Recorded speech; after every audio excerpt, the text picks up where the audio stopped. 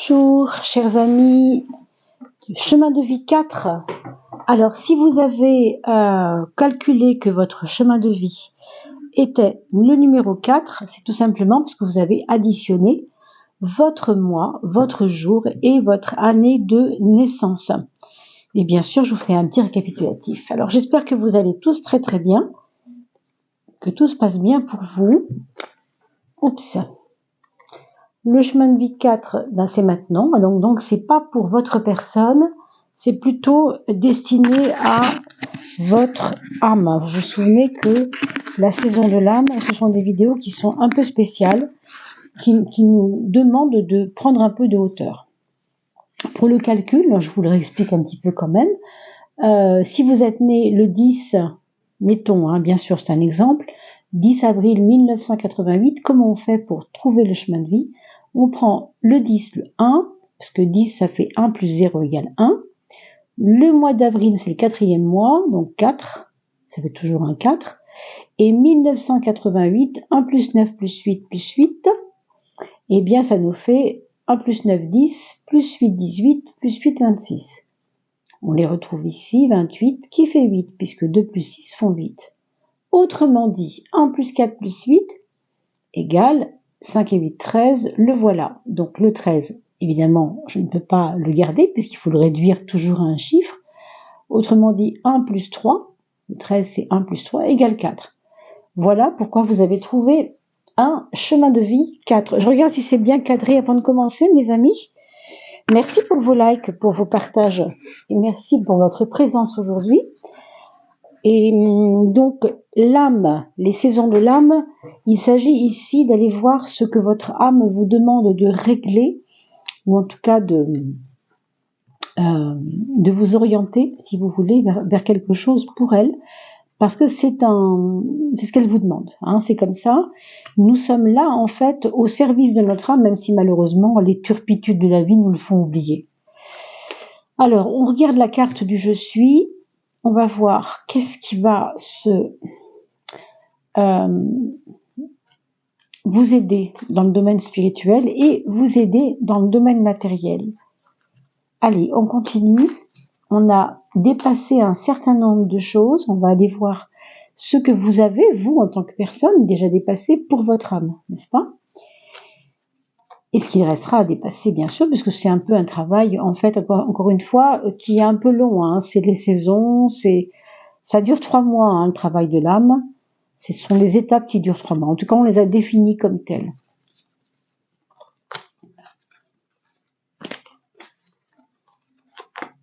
Alors, avec les causes profondes ici, les causes profondes ici, les causes profondes ici. Oups! Alors, elle a voulu sauter en même temps. Et je me demande bien pourquoi, mais du coup, je suis obligée de la garder. C'est quand même assez rare. C'est la première fois que ça saute comme ça, parce que je n'utilise pas tellement ce genre de choses. Alors, ici, ce que vous avez encore à dépasser, ce que vous devez maintenant travailler, vers quoi vous élever, qu'est-ce que vous devez renforcer, d'accord? Avec évidemment ces causes profondes. Les causes profondes, les voilà.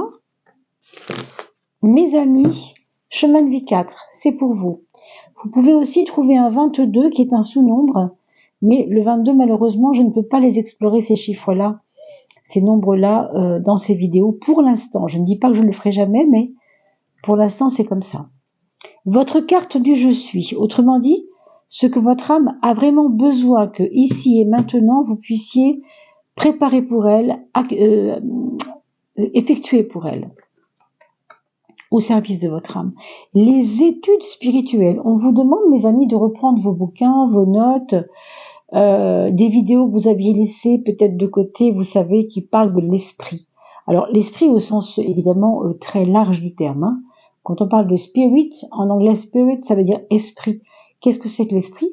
C'est tout ce qui n'est pas du domaine de la matière, ou qui est relié à la matière, mais d'une manière plus subtile. On est sur des plans subtils. Mais on vous parle d'études. On vous dit quand même que vous devez potasser, que vous devez travailler avec votre petit ciboulot sur des choses qui sont censées vous élevés vers le haut. Et bah, c'est un petit peu la carte du je suis, donc c'est la carte centrale, hein, vous voyez. Elle vous demande du sérieux en fait, cette carte. Elle vous demande euh, de vous relier à quelque chose de sérieux en vous. Vous voyez, c'est aussi l'ermite, hein. On voit le 9 ici qui symbolise l'ermite. C'est une carte, le 9, qui est quand même assez lourde si on mélange les deux. Comment vous allez vous faire aider? Par l'esprit, spirituellement. Comment vous allez pouvoir vous faire aider? Alors, la convoitise. Vous allez vous faire aider en cessant en fait de vouloir ce que les autres ont déjà et que vous n'avez pas.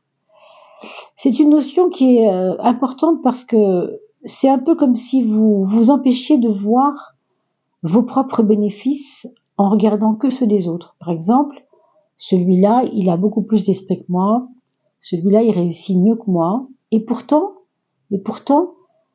cette maîtrise de votre convoitise peut vous aider à revenir un peu au centre des choses, dans le sens de étudier vous-même, pas parce qu'on vous a dit de le faire, mais parce que vous en ressentez le besoin. Hein. Il y a ici comme si on voulait se comparer avec quelqu'un d'autre. Alors, je sais pas trop pourquoi on vous dit ça, mais regardez votre vie, regardez ce qui s'est passé il y a 6 mois, 1 an, peut-être depuis le début de votre vie, parce que quand on parle ici de la partie gauche de ce jeu, on parle souvent de ce que vous avez accumulé et ce que vous avez plus ou moins dépassé. On va le voir maintenant bientôt. Mais en tout cas, ça peut être dans cette vie-là, dans d'autres vies également, hein, selon que vous ayez une notion plus ou moins personnelle du karma. Hein. Comment on va s'aider matériellement? Alors, matériellement, on vous parle de l'ouïe. L'ouïe, vous savez, c'est l'oreille, mais l'oreille interne, c'est-à-dire la captation des mondes qu'on ne voit pas, des mondes qui sont... Quand on dit monde, attention, on ne parle pas d'autres mondes, on parle de dimensions différentes. C'est un peu autre chose. Parce que quand on vous parle de monde, d'autres mondes, évidemment, on peut être sceptique là-dessus, puisqu'on n'a pas de preuves. Hein. Pourtant, l'univers est grand, vous savez bien que nous ne sommes pas les seuls. Mais ici, on vous parle plutôt de capter, pas forcément par l'oreille organique, mais l'oreille aussi plus intuitive aussi. Quand même, je pense que il pourrait arriver à certains d'entre vous, parce que c'est quand même dans la matière, là on est vers le bas, hein, on avait l'aide du haut, on a l'aide du bas, donc de la terre, du côté terrien, terrestre, très incarné.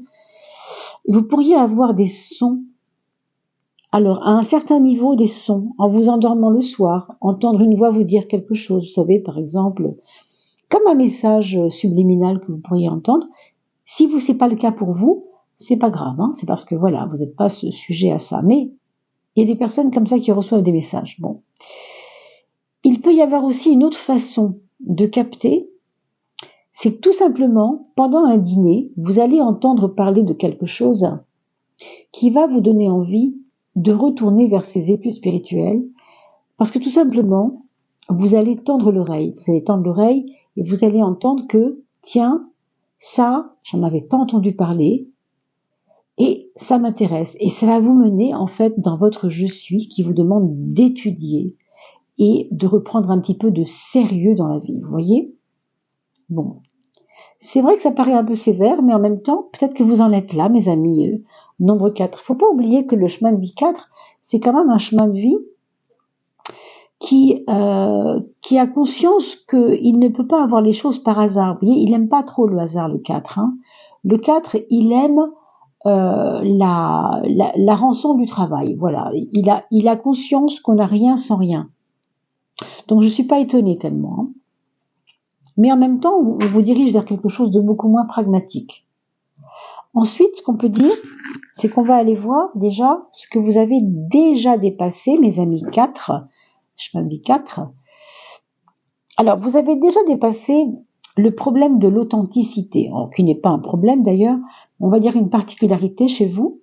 L'authenticité, c'est être honnête avec soi-même, c'est être franc du collier, et c'est surtout ne plus s'encombrer de choses qui n'ont plus rien à voir avec vous. Ça, vous l'avez déjà dépassé. Pourquoi ? Les causes profondes. Vous l'avez dépassé à cause ou par le contentement. Alors, moi, ce que ça me dit ici, c'est très clair, hein, c'est que vous avez eu des vies très faciles. Vous avez eu des vies très faciles. C'est pour ça qu'on vous a mis un chemin de vie 4, hein, d'ailleurs. Vous êtes né avec des nombres qui, en s'additionnant, deviennent le 4. Le 4 comme le labeur, encore une fois, le sérieux. Et c'est parce qu'au fond, cette authenticité déjà dépassée, eh bien, vous avez eu des vies faciles pour le réaliser déjà.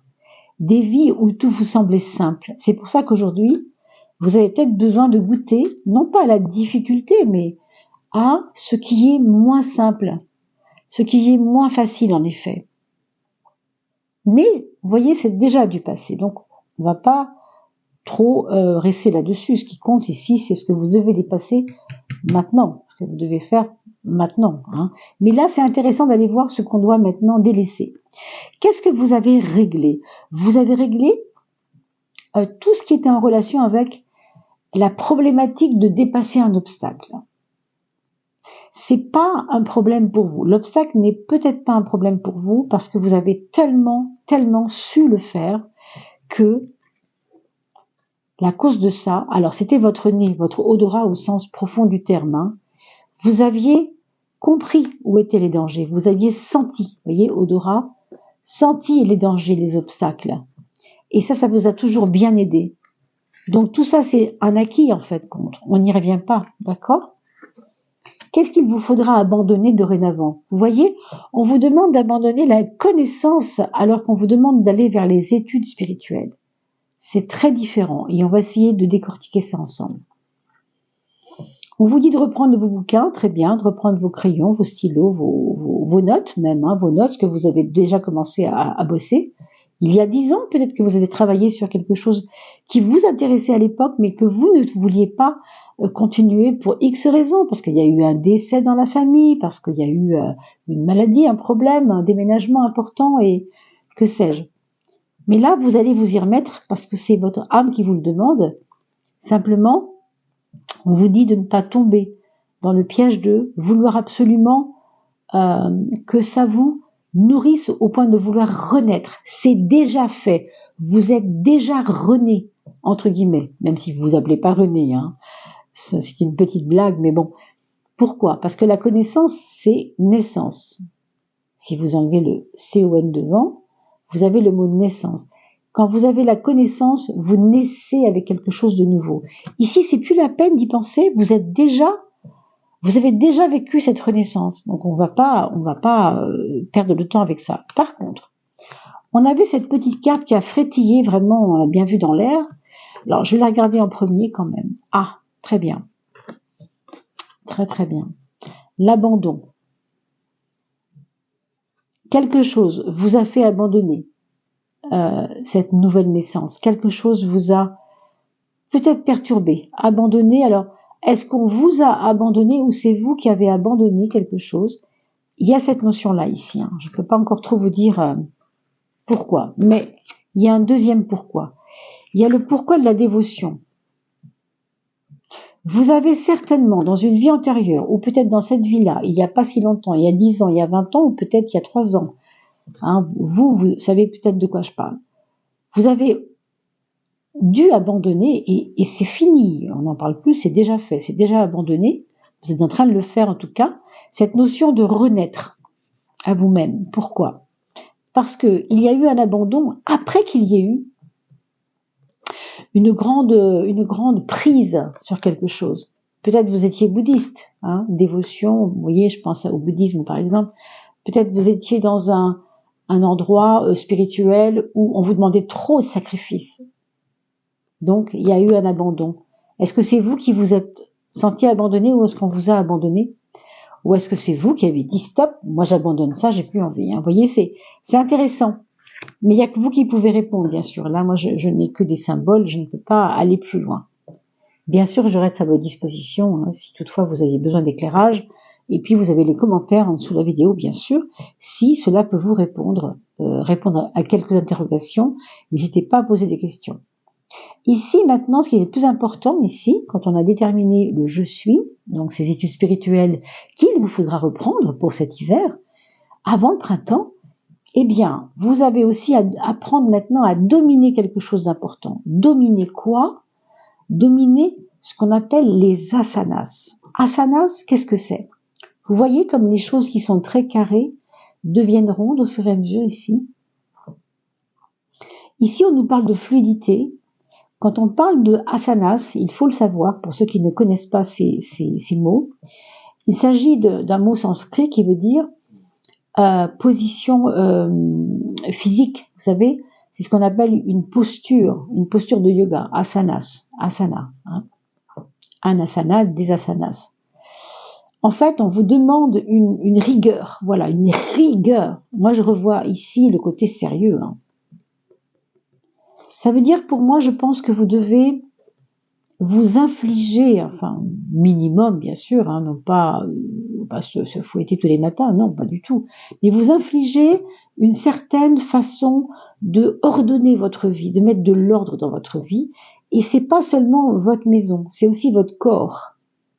Quand vous vous asseyez, par exemple, vous allez vous mettre bien droit pour que la fluidité de votre énergie passe dans votre corps. Vous voyez, il y a tout ça.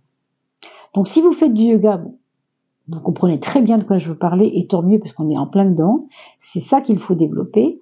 Si vous ne faites pas de yoga, c'est simplement que vous devez apprendre à avoir une meilleure position dans la vie, en face de la vie, dans vos mouvements, faire attention dans vos mouvements, respecter votre corps, lui imposer peut-être un peu de rigueur. Voilà.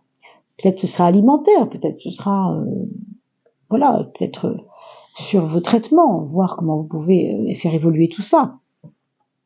Vers quoi devez-vous vous élever? Ah oui, pardon, je n'ai pas parlé des causes profondes des asanas. Ah oui, d'accord. On vous demande donc de être en rigueur avec votre corps, etc., et votre maison, enfin tout ce qui est votre environnement et votre propre corps aussi, parce que en fait, c'est complètement karmique. Vous avez eu dans certaines vies, sans doute,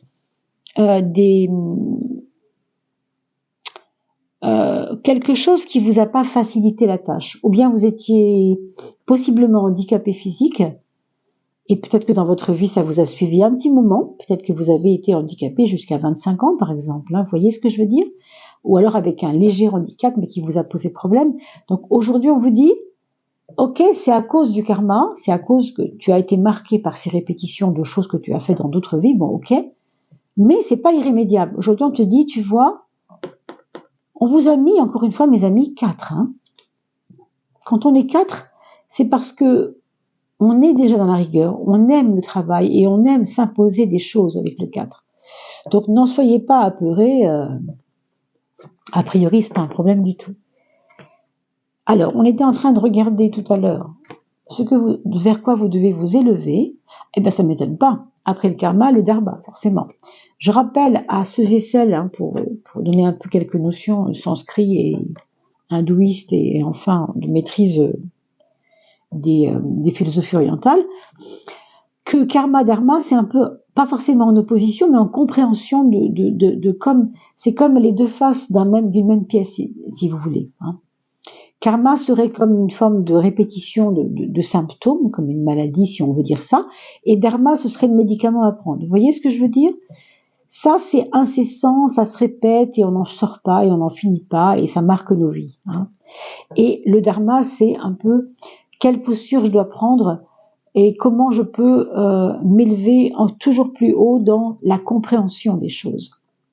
C'est par votre intelligence ici qu'il y a une élévation. Je m'élève vers quoi? Je m'élève vers ma propre intelligence, vers ma propre examen de conscience aussi. C'est vraiment des belles choses, hein, des belles notions que vous avez à vivre pour cet hiver, mes amis. Vraiment, c'est pas rien quand même d'avoir. Je me lève vers le dharma, c'est fort, quoi. Hein.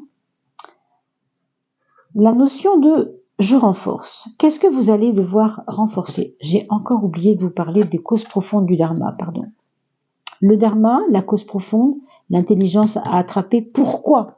Eh bien, pourquoi? Parce que vous sortez vous sortiez ou vous étiez en train de sortir toutes ces vies antérieures-là, et même cette vie-là, d'une forme d'illusion qui vous faisait croire que telle chose était à sa place, et c'était pas le cas. Donc c'est grâce à toutes vos illusions, tout ce qui vous a trompé, hein, qu'on vous ait trompé, ou que vous soyez vous-même trompé, hein, aussi, sur la vie, sur le sens des choses, tout ça, ça va vous permettre de faire briller votre intelligence. Vous voyez, c'est pas rien. Et en plus, vous le savez, le je suis, c'est revenir aux études spirituelles, c'est-à-dire à aller en quête de comprendre par la connaissance, justement, on a vu ici ça tout à l'heure, mais dans le sens connaître, sentir, comprendre, évaluer, vous voyez, les choses. Donc, ouais, c'est fort, hein. Je renforce quoi? Eh bien, vous allez renforcer votre quête, justement, et on vient d'en parler à l'instant, alors même que je n'avais pas fait attention que la quête était sortie. La quête, ici, elle n'a pas le même sens que ce qu'on a dit tout à l'heure, puisque ici, elle va vous obliger à vous, encore une fois, hein, à vous concentrer sur un chemin. À mon avis, la quête, elle est reliée encore à ce 4. Pourquoi je vous dis ça? Parce que le 4, ça fait en principe des personnes assez carrées, hein. Vous voyez dans le chemin de vie 4 des personnes qui adorent les maths, par exemple, vous voyez, parce qu'elles aiment ce qui est carré. Ça va être beaucoup moins des littéraires, beaucoup plus des matheux, hein, si vous voyez ce que je veux dire. Avec la quête, vous allez avoir besoin, en tout cas c'est votre âme qui a besoin de ce que vous réalisiez ça, hein, de vous concentrer sur un chemin, sur une trajectoire, sur une façon en fait de voir la vie à travers votre volonté. Vraiment, et ça c'est vraiment je renforce. Donc vous allez renforcer votre volonté d'aller votre chemin, c'est quand même pas rien. Et pourquoi? La raison profonde, la cause profonde, c'est parce qu'il y a un détachement. Alors peut-être un détachement vis-à-vis de vous-même, c'est pas impossible quand on a vu que la naissance et la connaissance étaient déjà dépassées. Donc on n'a pas besoin de s'attacher à soi, puisque c'est déjà dépassé. Par contre, cette quête, elle vient d'une expérience de détachement que vous avez déjà eue il y a longtemps. C'est peut-être lié à l'abandon, on a vu tout à l'heure l'abandon quelque part, je me demande.